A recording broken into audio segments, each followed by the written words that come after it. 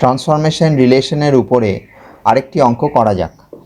Express vector a in x prime y prime if it is known that vector A has coordinates 3, 4 in xy frame where x prime y prime is rotated about z axis with respect to xy by angle 30 degree.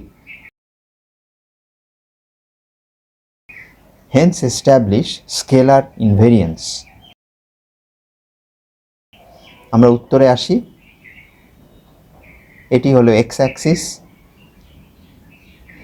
এটি হলো y axis, এটি হলো প্রদত্ত vector যার coordinate হলো 3 এবং 4 with respect to x and y axis. xy ফ্রেমকে একটি অ্যাঙ্গেলে যদি ঘোরানো যায় z অ্যাক্সিসের সাপেক্ষে, তাহলে পরে আমরা পাই x প্রাইম অ্যাক্সিস এবং y প্রাইম অ্যাক্সিস। এখানে অ্যাঙ্গেল অফ রোটেশনটা দেওয়া আছে 30 ডিগ্রি, অতএব থিটা ইকুয়াল টু 30 ডিগ্রি।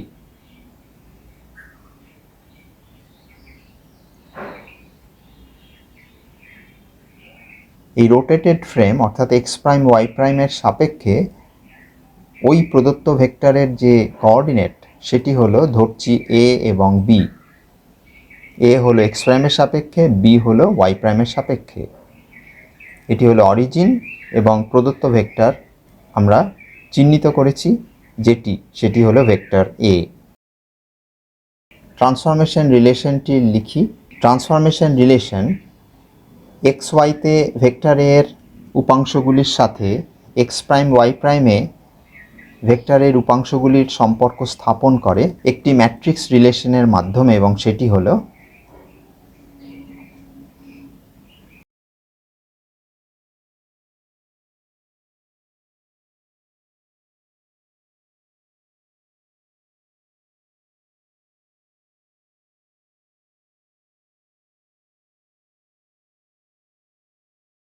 এখানে এ এক্স প্রাইমের মান হলো এ, এ ওয়াই প্রাইমের মান হলো বি, আবার থিটা হলো 30 ডিগ্রি।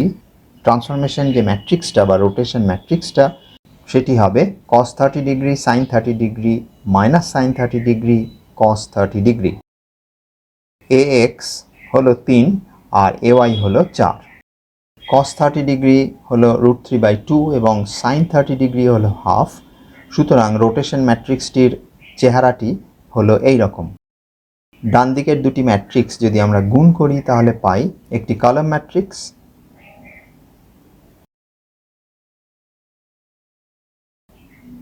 বাঁ দিকেও একটি কলাম ম্যাট্রিক্স এ বি রয়েছে।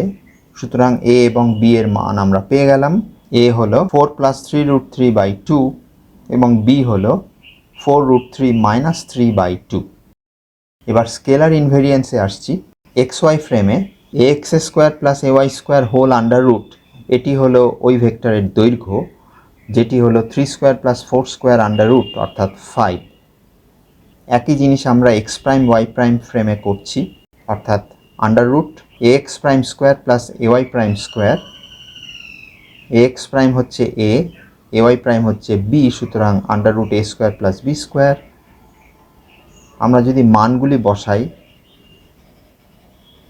তাহলে পাই